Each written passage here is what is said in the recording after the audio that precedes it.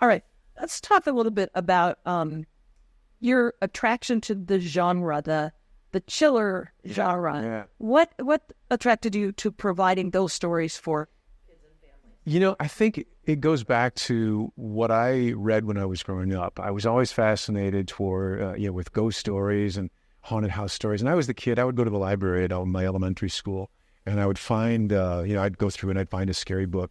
And then, of course, I didn't think my parents knew about this, but I had my dad's flashlight from his toolbox underneath my pillow, and I'd scare myself silly with these stories with the sheet over my head, and I'd think, oh my gosh, I'm never going to do this again. I'm so scared I can't even sleep. And then, of course, the next night, where was I? What was I doing? And I think it was just the stories, just the ability to read, scare yourself silly like that, and know that you're safe. Close the book, and then find another one, whether it's a haunted house story or a werewolf story. Those I've always just been fascinated with that genre. The thing about running a series, I've done a lot of research on reluctant readers and how you, and actually the book series is really hailed as the thing.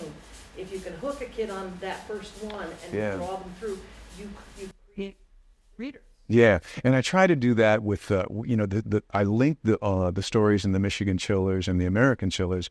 They're all linked together. Now they stand alone. You can read number 22 and then jump back to number 17. But what I do is at the end of all the books, the main characters solve this mystery, and then they meet the main character for the next story. And he or she says, well, if you think that was just a crazy adventure you just had with this sea monster, well, wait till you find out, what happened with these insects and me, and then that. And the reader gets the first few chapters of the next book, kind of like a tease to let them know what's coming next. So, and it hopefully that leads them into either the next book, or they might think, I'm not interested in that. I'm going to find something else. You're really inside the heads of kids. You get kids, and you have this connection because I've seen you interact with children.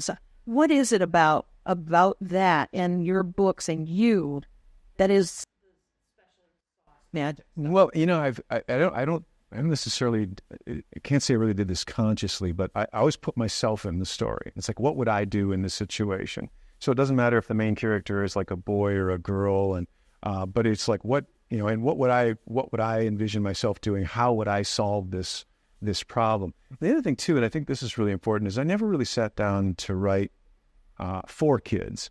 I really considered it writing about kids. What is it about kids? What is it about this event? What is it about this scene that is exciting, that's scary, and what is it that this situation needs for this person to continue on with the story and ultimately solve the great mystery? We're focused very much on the importance of literacy as a social justice issue and what not being able to read it means in the life of a human being. Talk a little bit about the importance of getting kids reading and really drawing them into a literary life. Yeah. The thing about kids is that at that age, just, early on, and I'm talking kindergarten, first grade, second grade, kids don't really realize or understand how important reading is going to be. And actually, I wonder if they even really care, but they are concerned about having fun.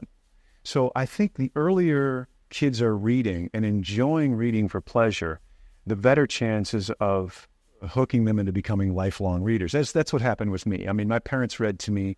I was excited with these stories. It made me want to become a reader. And I think I was reading at an early age because I wanted to be like my mom and my dad. I wasn't thinking about, if I read well, I'm going to get into this college or I'm going to be a success later on in life. I thought, oh my gosh, I want to read a ghost story. I want to read about a haunted house. I want to read something like this. And I think if it's presented in a fun way for kids, they learn without realizing they're actually learning, and it becomes something that really can be cultivated as a lifelong love.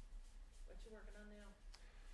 Michigan Chillers number 21, Boyne City Bigfoot Beast, is about set to release, and I'm really excited about it. I've always wanted to write a story about Bigfoot, but it seemed like I just never really had that theme that I wanted, and I came up with this idea with the kids at a park, Lake Charlevoix, Boyne City. And it's an exciting story. It'll be out in a couple of weeks. Good till I need. We'll get out of the way so they can do their stuff.